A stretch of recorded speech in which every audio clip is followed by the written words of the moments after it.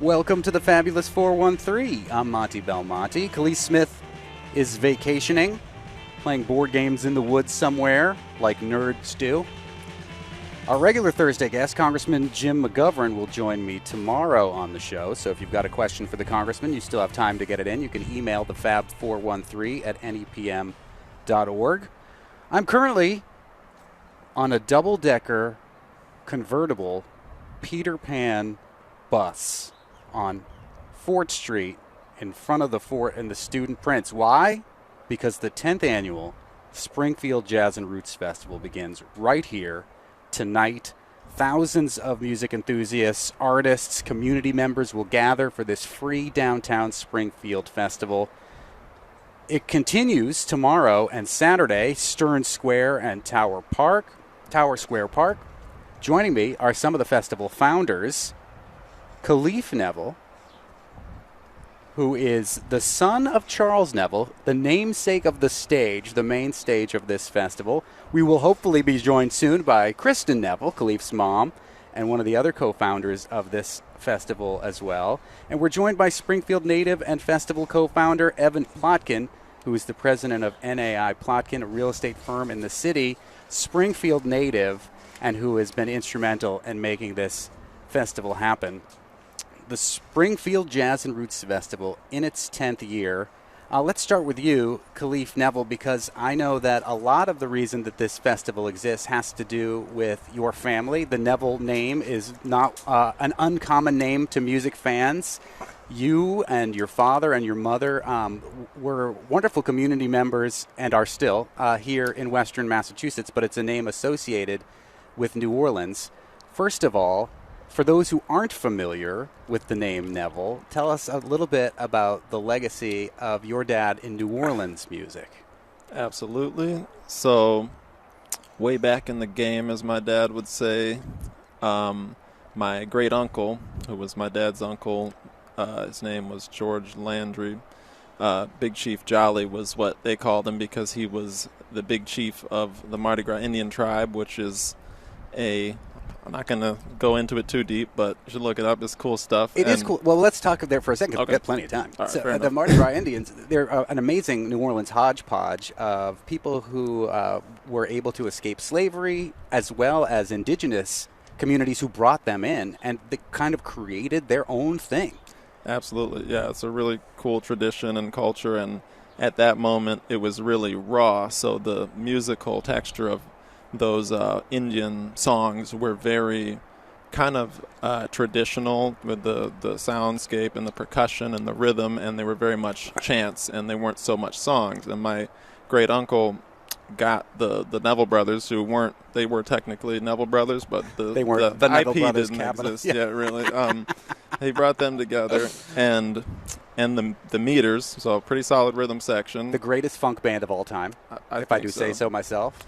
All of I my concur. theme music from my old show on 93.9 The River was the Meters music because it just has that real funk, deep funk to it. Got it. But that was the band, and my uncle directed them to cut this record that I think is kind of timeless and is so cool for what it did for the sound of New Orleans cultural music, in that it took that tradition and kind of modernized it for that time. I can't remember exactly when it came out, but it was a while ago, and it took them on the road a good bit, and I think it was kind of a wake-up call for all the brothers who'd been doing their own thing, that they were stronger together. So I like to think that that's the inception, more or less, that led to the Neville Brothers, and it was from, I think, my grandma, my dad's mom, passed away, and some other things where they kind of got back together and realized they should do something, and it went all right, I would say. Yeah, they won Grammys. They were iconic.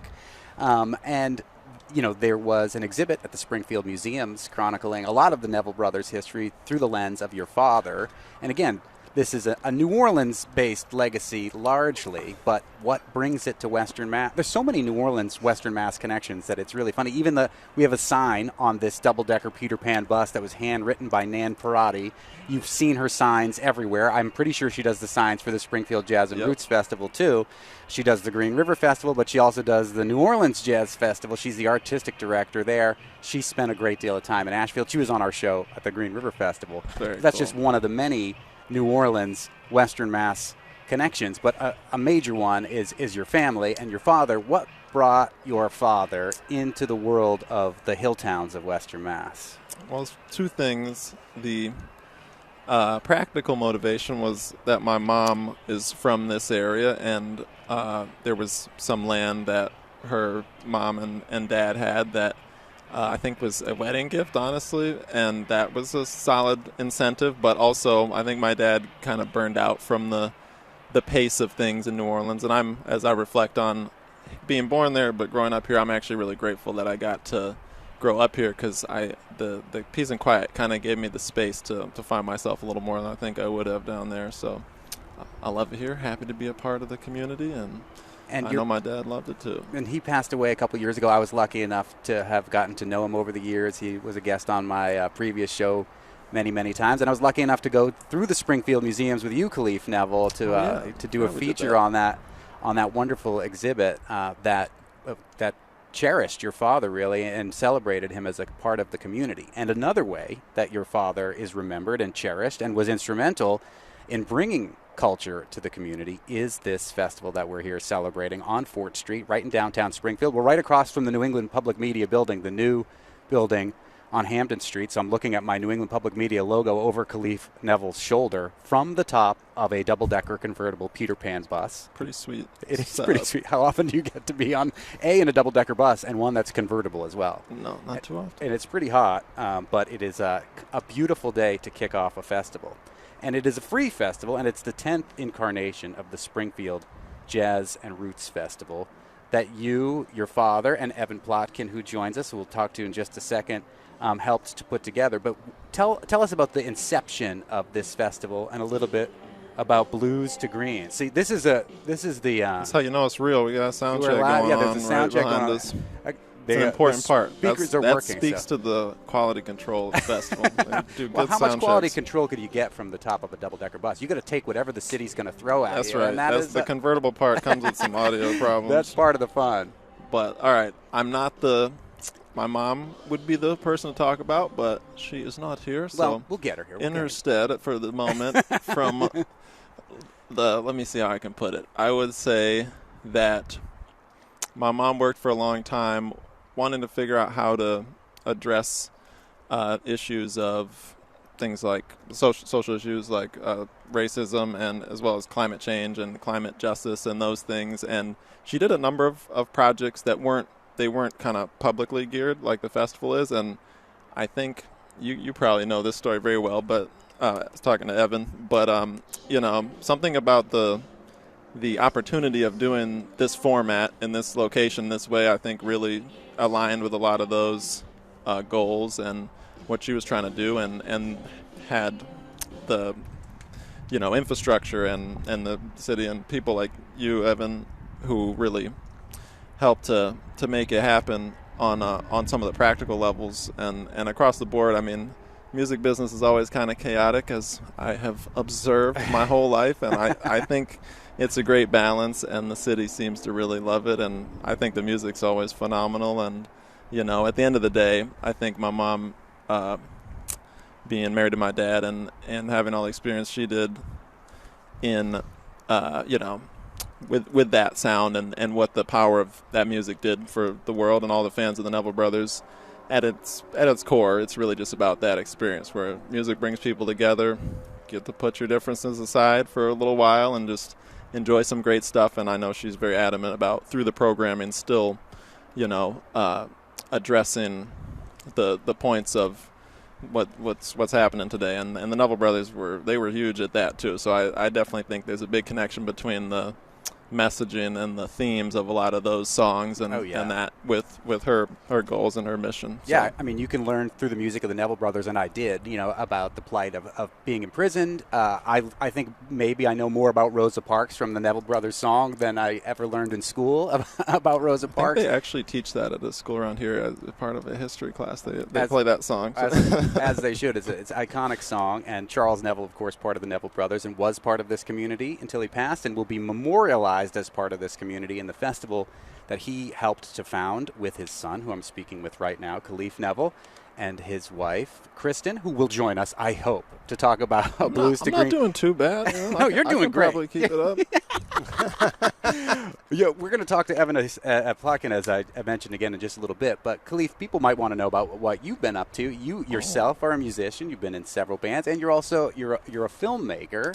Talk about some of the projects that you have been working on. I was going to say, I think I've succeeded in having the most convoluted brand in history, where I jumped from when we first got together on the river a long, long time ago. I was doing a hip-hop project, and then did jazz with my dad for a while, and honestly, it was pretty organic. I from what jazz taught me, and being someone that, frankly, got a little burned out from live music growing up on the road, the medium of film scoring really spoke to me, and it was through that I got into filmmaking. And that's as much as I can explain the trajectory. But currently, I'm doing work nationally as kind of a indie or freelance filmmaker, which is fun, and still doing some scoring stuff where I can, and working on some new creative stuff that people should watch out for. So go check me out. There's only one of me, so it should be easy to find around the ways. And whenever any of that's ready to hit the public, come to the public radio station, and we'll be happy that's the place to have you on again. One of my favorite memories is going through that museum at the Springfield Museum's exhibit about your dad with you. I found out who your favorite. You are part of the most iconic New Orleans jazz and funk family of all time, but your favorite musician is John Williams, baby. God dang, choking on water. John Williams, baby, makes me choke up. I get so emotional about it.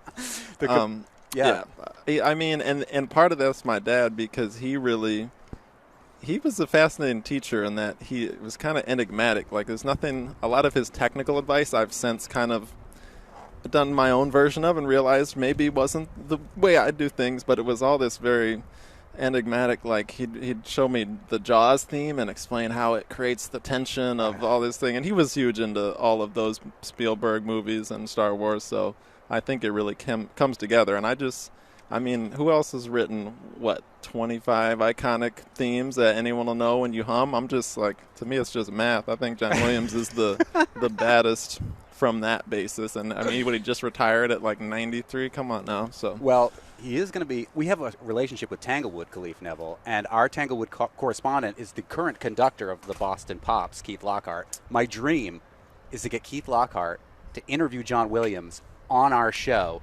But if that happens, you're coming with us to that interview. Please. Oh, man. I really will get emotional then. That sounds excellent. That is Khalif Neville, who is one of the founding folks behind the Springfield Jazz and Roots Festival that begins tonight, shortly after this show, right here on Fort Street in front of the Student Prince in downtown Springfield, a hop, skip, and a jump away from the New England Public Media station on Hamden Street.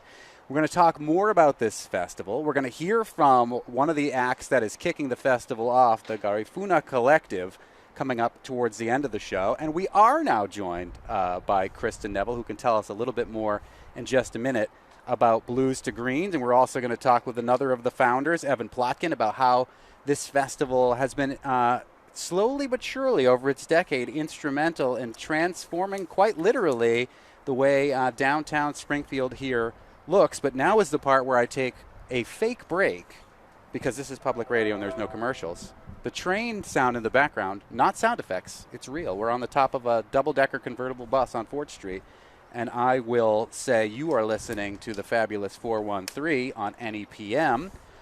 The Fabulous 413 is funded by historic Deerfield, an 18th century New England village and museum where every object has a story. Historic Deerfield, exploring the stories of the past. And now, miraculously, having not left, We're back on the fabulous 413. Once again, I'm Monty Belmonte, and we're broadcasting live from the kickoff to the Springfield Jazz and Roots Festival in its 10th year. We mentioned before when we were talking to Khalif Neville that Blues to Green is one of the organizations that has helped to put this festival on for 10 years. And joining us, one of the founders of Blues to Green is Kristin Neville. Kristin, tell us what Blues to Green is. Blues to Green is an arts-based organization focused around music and focused on celebrating music of the African diaspora and bringing people together and promoting awareness about social and environmental issues and actions for change. The organization was launched about a decade ago, and the festival, Springfield Jazz and Roots Festival, is the first program of the organization. So we're the organization behind the festival. And now you and your husband Charles and Khalif were living in the hill towns. What made you say, let's do something in Springfield? Why is Springfield the place to put this festival? Well, as probably Khalif was talking about, our connection to New Orleans and the musical culture of that city, and we were living up here. Charles and I moved back to my hometown to raise Khalif, and then He was very appreciative of that, by the way. You might not have heard that on the radio, but you should go back to the podcast and listen to it. So you did the right thing by him. Okay.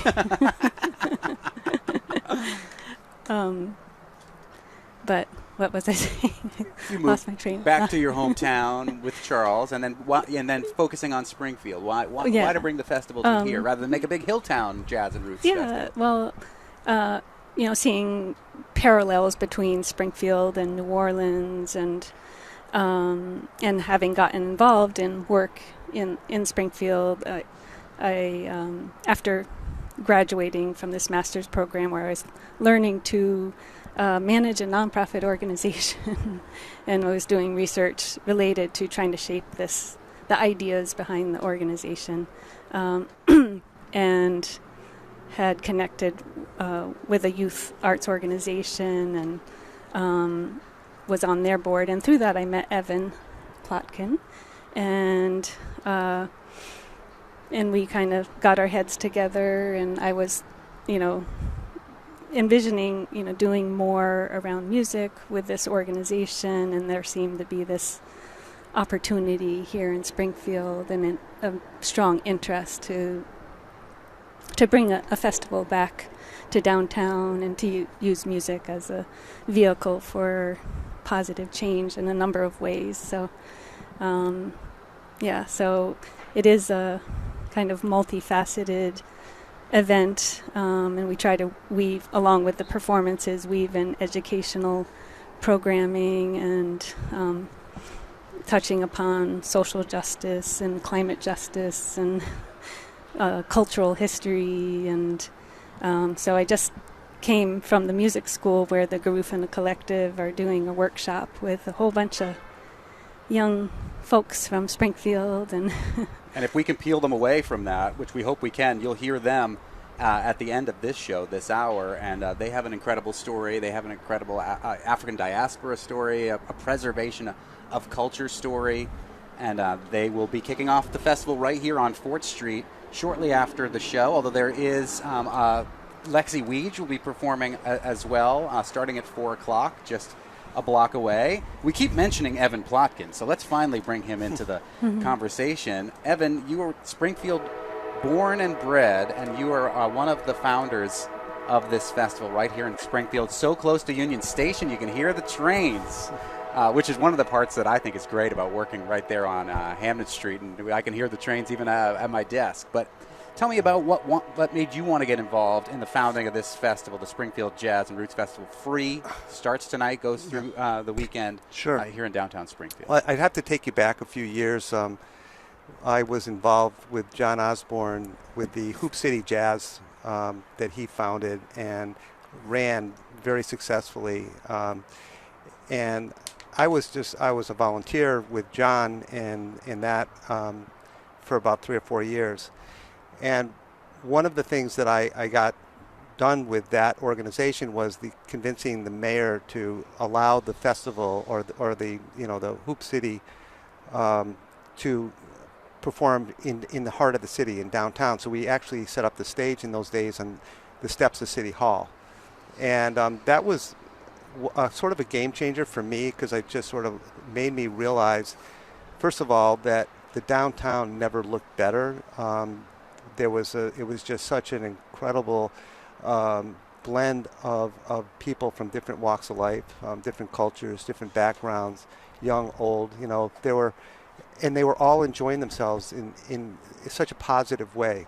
The mayor loves to say that we've never had a problem at any of these concerts. I think it's partly jazz music that really, I think, brings people together. But music, I think Kristin and I talk about this a lot, in that music is really a healing agent, and I think that anyway, when I met Kristin, as she was saying, she wanted to do something in Springfield, and I had already done Hoop City Jazz, and when we met through this other nonprofit that we both were involved with, and so the discussion started about doing another jazz festival here. Now, keep in mind there had been a tornado that ravaged the city a couple of years prior to that. So the John Osborne Hoop City Jazz era ended before after that tornado, because we were planning it in Court Square, and Court Square was devastated by the tornado. So I just basically said, that's it. I'm not going to pursue picking Hoop City Jazz. John Osborne was ready to retire for medical reasons or whatever. He just felt like he was done. And so, but I just I would have never done anything if Kristin hadn't come to me and said, Evan, what do you think about this idea? And I loved it, and I said, let's try it. And I knew it was risky, and I knew that, there's a lot of money that you have to raise to do these things. This is it's a free festival. Everything comes from donations, sponsors, and so forth. So we knew it was a challenge, and just to get to name the organization what it is, the Springfield Jazz and Roots Festival, to really plan out all of the logistics, all of the different elements that go into putting on a festival. They all had to be kind of thought through, selecting artists to play. And Kristin had high standards for that, and so did I. So we booked people like Phil Woods, and Taj Mahal and Maceo Parker and others who have been headliners in this. This is a really wonderful way also to bring young upcoming artists to the stage and to have them perform next to or behind some of these more famous, well-known artists. So that was a real important factor to me. I loved that whole idea of having this be something that would allow younger artists to get their name out there and to be successful. And a lot of my thinking has always been about how do we make artists more economically viable? How do we help them, whether they be visual artists or musicians, whatever. I think supporting artists is a very important thing. Many of them can't support themselves until they get this break somehow. So it's kind of like helping them move in that direction. And this could be the break that they get. There's all sorts of great artists playing. We'll get a little bit into the schedule of who will be here coming up in just a little bit, but we're speaking with Evan Plotkin as well as Kristin and Khalif Neville, who are some of the founders of the Springfield Jazz and Roots Festival. In its 10th year, it begins tonight right here on 4th Street, right in front of the Student Prince. They're setting up the stages.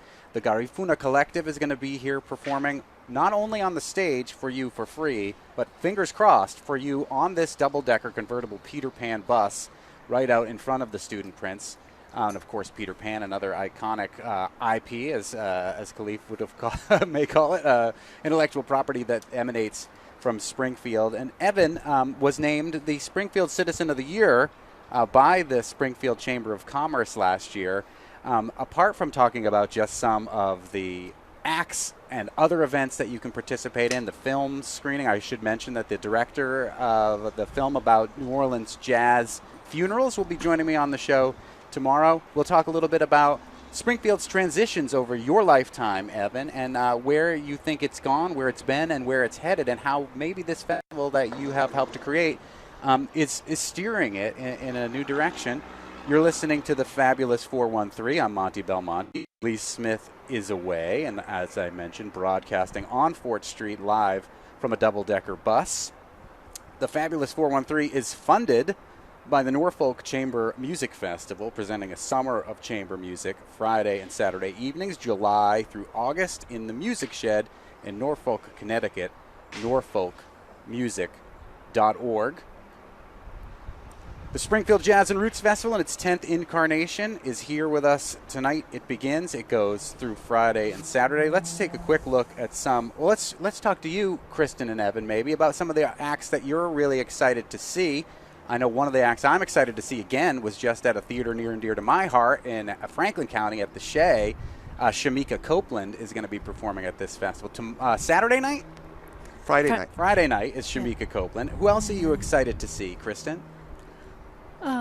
Well, tonight I'm very excited about the Garifuna Collective. That's going to be fun. Tell us about the educational thing that you just came from that they were a part of. Well, the music school is having a summer music program these last 2 weeks, and they've actually been preparing music for the parade, the second line parade we're going to have on Saturday starting at 12:30 from the steps of City Hall. So they've been working hard getting that music together. And if you don't know what a second line parade is, you're going to learn all about it tomorrow on the show when we talk to the filmmaker behind the documentary about those jazz funerals and second line parades. Right.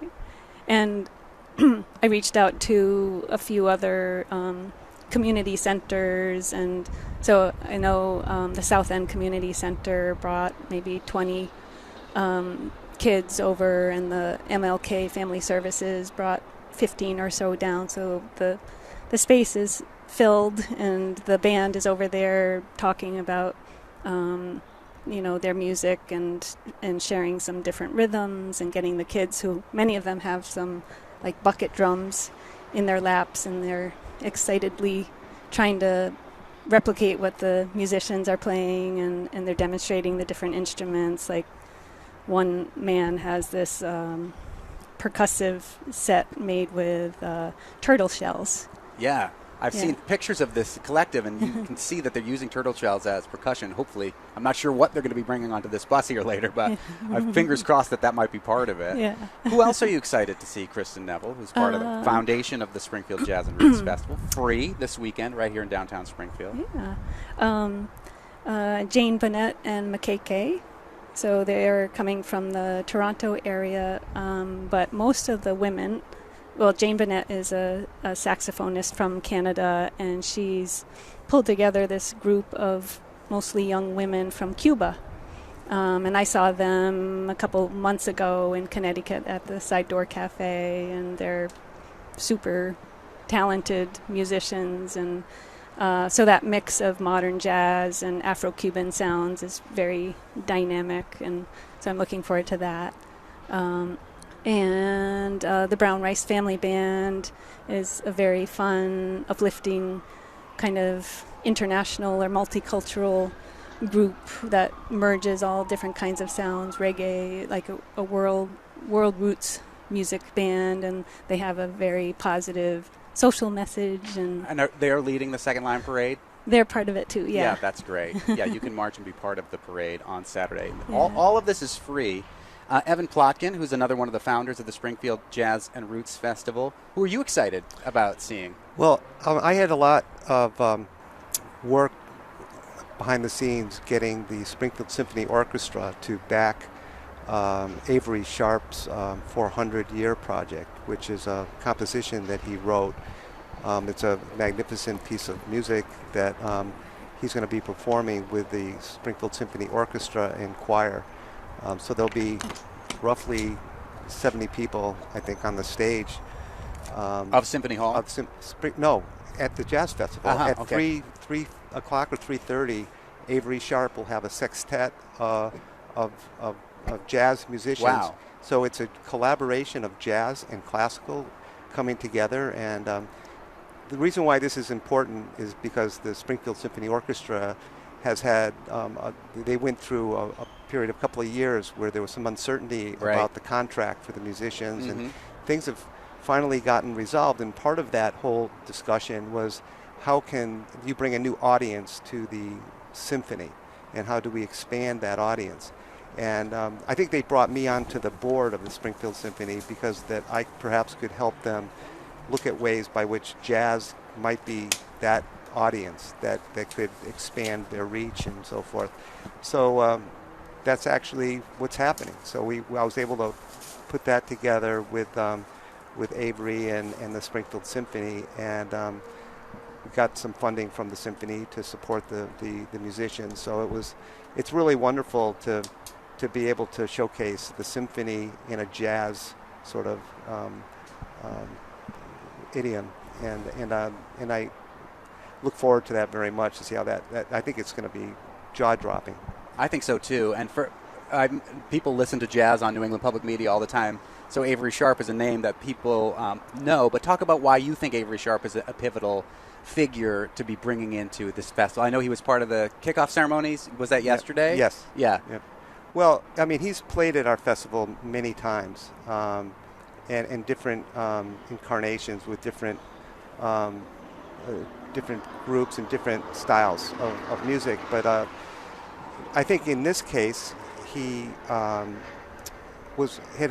written this piece that was appropriate for a symphony. So he had the music written out and the charts written out for an orchestra.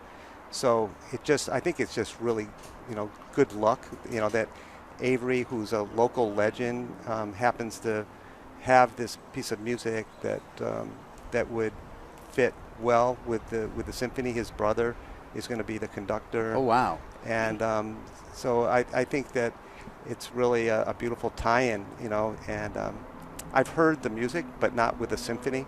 I've heard the CD that Avery did, and I love it. I listen to it all the time. So I'm just happy to, I think this festival is about charting new territory all the time.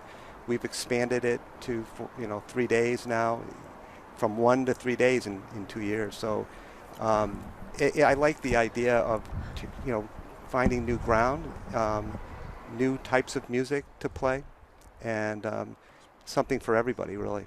That's Evan Plotkin, who is one of the founders of the Springfield Jazz and Roots Festival. We're here celebrating it on Fort Street in Springfield, where the festival will officially kick off tonight with the Garifuna Collective. I'm on a double-decker bus. It's a double-decker convertible Peter Pan bus that's been blocking off this street for several weeks now so that they can do the outdoor dining at the Student Prince. And when I walked by on the way to NEPM, which is like an eye shot over Khalif Neville's shoulder here, I said, I got to do a broadcast live from that double-decker bus. I am not averse to any sort of shtick. I will be once again walking from Springfield to Greenfield broadcasting live later in the fall. So this is just a taste of what the NEPM Fabulous 413 audience has in store for them. And Evan, as I mentioned, you were awarded an honor by the Springfield Chamber of Commerce last year as Springfield Citizen of the Year. And you mentioned the other music festival, the Hoop Jazz Festival, that you were part of prior to the tornado. And, there's a lot of New Orleans connections here, especially with the Neville family being instrumental in founding this. New Orleans has experienced many, many disasters, but, people think of Katrina and the rising out of the ashes of Katrina and rebuilding that city. It's part of what the film that we'll be talking about, that's part of the festival tomorrow, chronicles. But as you mentioned, Springfield was devastated by a tornado, and then this festival kind of grows out of that and gives Springfield an opportunity to rebuild. Yeah. You've lived here your entire life. Talk about what Springfield was like first while you were younger, and what it was that just made you want to stay in Springfield.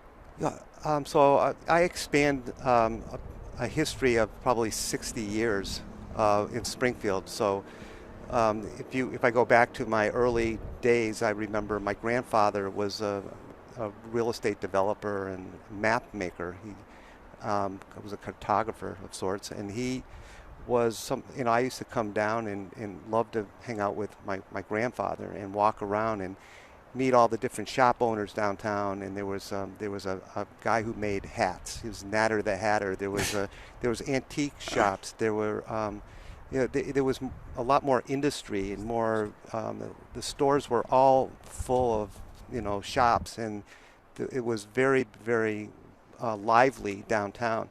And I just remember that was just a beautiful memory for me. And so as I got older, and of course I went off to college, came back in the early 80s, there was still vibrancy here. It was different. But I noticed some things starting to evolve and change in the downtown. There's been cycles of growth in terms of having this be culturally significant part of the city or the state. Springfield has then dipped in for a variety of reasons, which probably we don't have time for now. But there were economic development issues that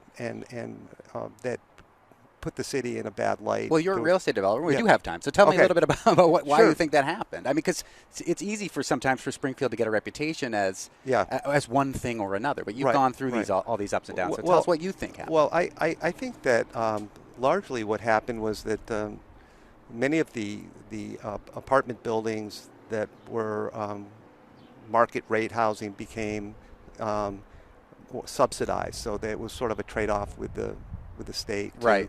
To subsidize large blocks of properties and house people in them, which is sort of a ghetto mentality. And but affordable housing isn't a need. It's not affordable. I'm talking about something else that really and of course it's important. I'm not saying that. I'm just saying that there was a disproportionate number of poor people living in the city who needed services. And those people deserve services, and they need to have services. But I don't think it was done with the right thought process and with the right intentions. It could have been done a lot better. But I think that has resulted in a lot of the population of people living downtown were leaving, and there was suddenly there was empty storefronts everywhere, and there was crime, and there was it was just went through a bad period in the early to late 90s, and I think there was just a lack of investment in the city. Nobody wanted to invest here. There weren't enough people living downtown to support restaurants that would be open beyond 5 o'clock at night. Everyone just kind of left the city. That wasn't like that in prior times. And I'm not exactly sure the reason why all of that happened. I just know that I watched, the kind of consumer behavior, the way that there were, a lot more restaurants and establishments were built outside the city in the suburbs, and people from the suburban areas, didn't want to come back into the city anymore. So those businesses had a hard time making it happen, making it work. Well, let's fast forward a little bit here. So now, it's 2023. It's the 10th incarnation of the Springfield Jazz and Roots Festival. You, last year, in regards to downtown, and me being pretty new to downtown and certainly new to working here every day, I think it's great. I mean, there's so many restaurants that are open, and there's so many wonderful things to see. Especially these giant murals that are on Worthington Street. One of those murals was unveiled at last year's Springfield Jazz and Roots Festival. You want to talk a little bit about the genesis of that and how that ties into your vision of trying to bring people back to a kind of idea of a community of Springfield that you remember from your childhood? Evan Plotkin. Yes. So one of the ways that I saw to try to create a different vision of Springfield and to create a new conversation about what Springfield was using public art as a tool for that. And of course music is public art, but the visual arts are very important. And so from day one, our very first jazz festival, we had live art happening while the music was going on. And that started something, that was, say, 10 years ago now. So that process, or that the act of creating these murals, originally we did them of the jazz musicians, the artists that were playing at the festival. But then we started to expand it. We had Wizard of Oz, we had all kinds of different things, but we saw just an incredible public reaction to these murals.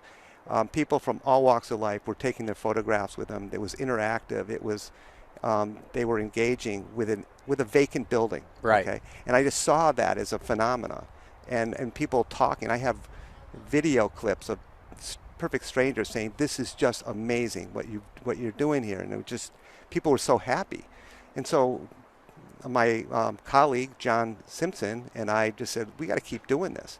And so we have. And talk about the recreation of the mural that was unveiled at the festival last year. We went for a little walk before the show began, and you walked me through all the murals through Worthington Street, and the new murals that you're helping to create there as well.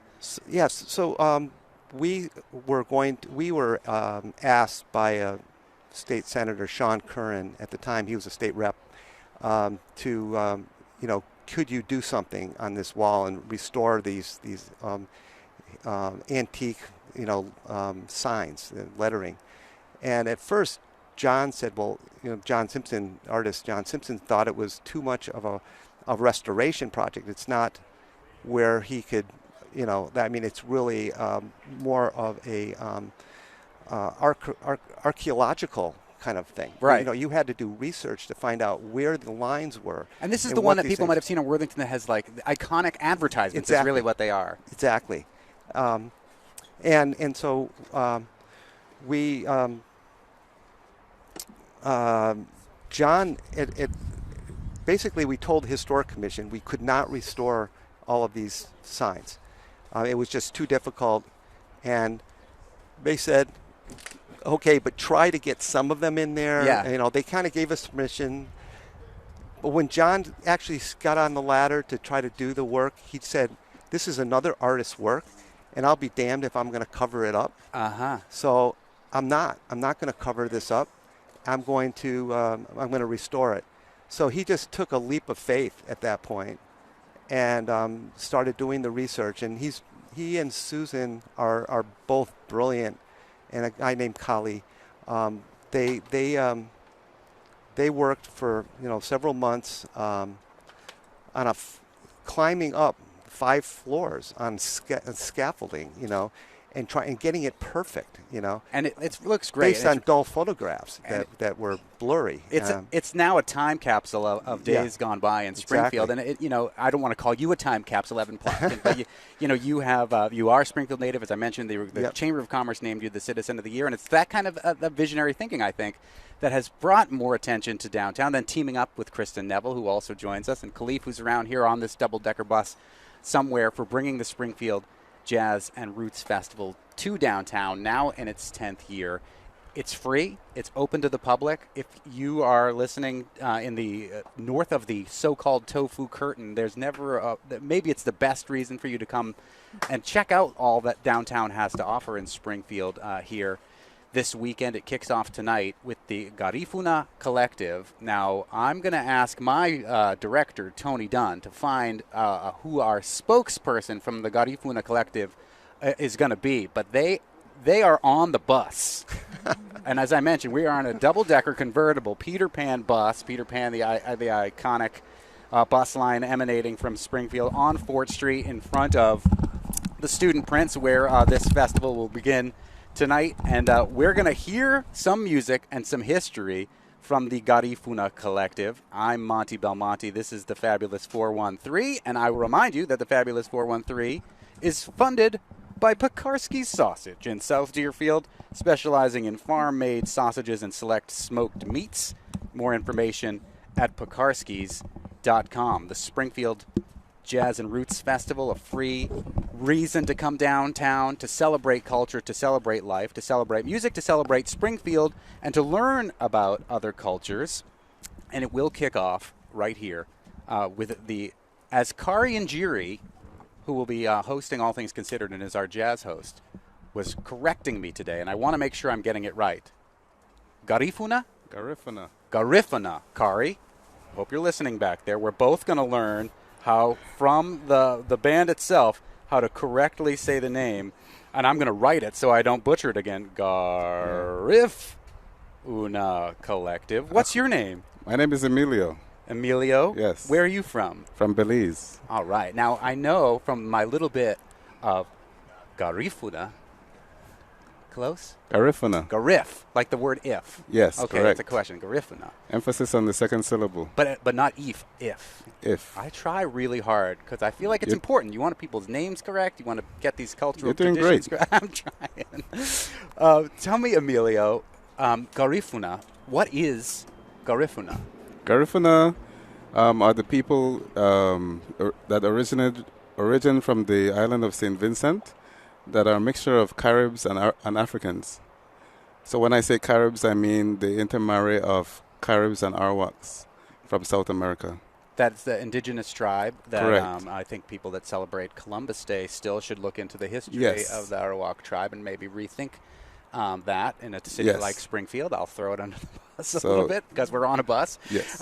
But it's a diasporic collective now. Is it the culture diasporic? It exists in a bunch of different places. Correct.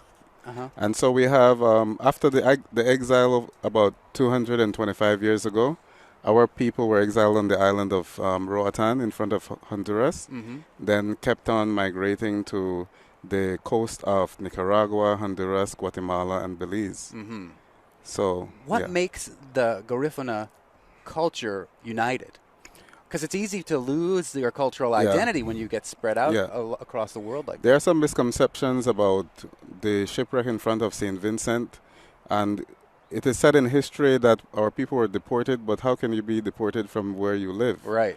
So during that time, they refer to our people as slaves, but we were never enslaved. That was the purpose of the Africans that were on their way to the Americas. Mm-hmm. So when we talk about those things, we have to be very careful of the words that we choose. Yeah. And that's why we're here traveling to ensure that we give the right message to others. What's something important apart from that additional that you want people to know about Garifuna culture? We want people to know that we are the free people who kept on to our rituals, the way we eat, the way we see the world, and the way we communicate with each other from an indigenous perspective, and also that we have held on to many of the old ways, taking care of the land that takes care of us. Like so many indigenous cultures. That's so many, of course. Can you mention food, and I can't resist. What is something like if you want to eat Garifuna, like you got to try this? You would go to hudut. Tell me about it. Hudut is a gravy of coconut milk, and then you have the smashed or mashed green bananas with some ripe in there, and then seafood. Mostly fish, but some people put several different types of seafood inside of the gravy. And then you eat it like fufu. So it will be like first cousin of fufu. Are there any restaurants that we can get this from, or do we need to make friends with somebody who can cook for you? Yes, there's I think it's called, there's a place in Chicago. Oh, okay. So you got to travel. It's Garifuna Flavor. Ah, nice. By Roddy Castillo. And when you go to Belize, you go to Hopkins, you'll find hudut there every day. And in Dangriga, you're going to find it mostly in the weekends, on the culture capital of Belize, where most of us come from. Right. So Belize is a major hub of the diaspora, but there's also little cities across the United States even that there's like big Garifuna communities, right? New York, Chicago, there's much in Houston, California, and did I mention Chicago? Well, just about the restaurant, but that we can assume that they got to have it there, right? Of course. Excellent. As well, there's a community in Boston close by. And now there will be a community here this evening because you are all going to kick off the Springfield Jazz Roots Festival the 10th. And you're on this bus, first of all, for those who are just tuning in. It's the fabulous 413. We are on a double-decker convertible bus. It's hot out, but we've been broadcasting and talking about the festival, and you'll be kicking it off. And you're going to play on the bus for us. Tell us a little bit about who's with you and some of the instruments that you brought. With us, we have Mahabub, who is the turtle shell man. He gets all the attention, especially when we go to we were just talking about it. Did you bring the turtle shells? Are they up here on the bus? I'm not so sure. I'll go down afterwards and take a look at them. Okay. We have Kenrick or Sean, who is the lead singer on the band. We have Denmark Flores, who is the primero, the snare player, the first drum. Nice. And then we have Austin, who is the segunda player, the bass drum. Awesome. Well, I don't know how much you can do on the top of a bus, but we're going to do it like NPR Tiny Desk style, where there are some instruments up here, and we're going to hear a little bit from the Garifuna Collective, who will be kicking off the Springfield Jazz and Roots Festival here on 4th Street for free this evening. Take it away.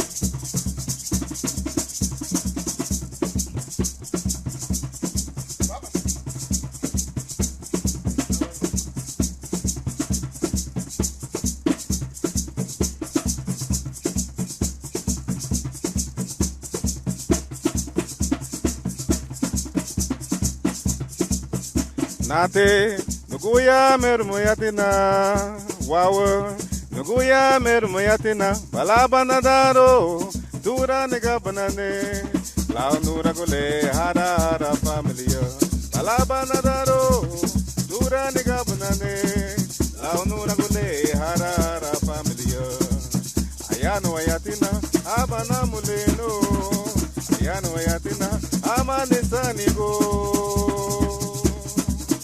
Demele, Giano Wawa, Lauba la Banda, Banana. Demele, Giano Wawa, Banda, Banana. Awago, Namudano Narita Goa, Awago, Sanago Narita Goa. Demele, Giano Wawa, Lauba la Banda.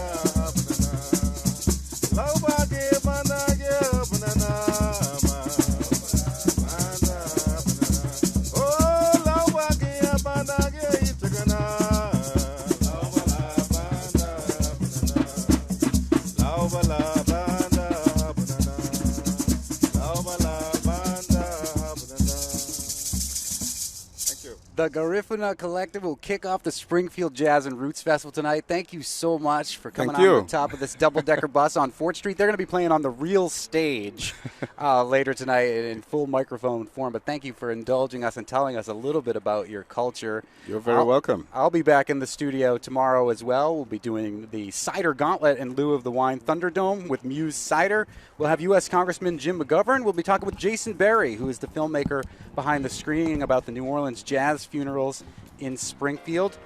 I'm Monty Belmonte. Thank you for joining us here in the fabulous 413.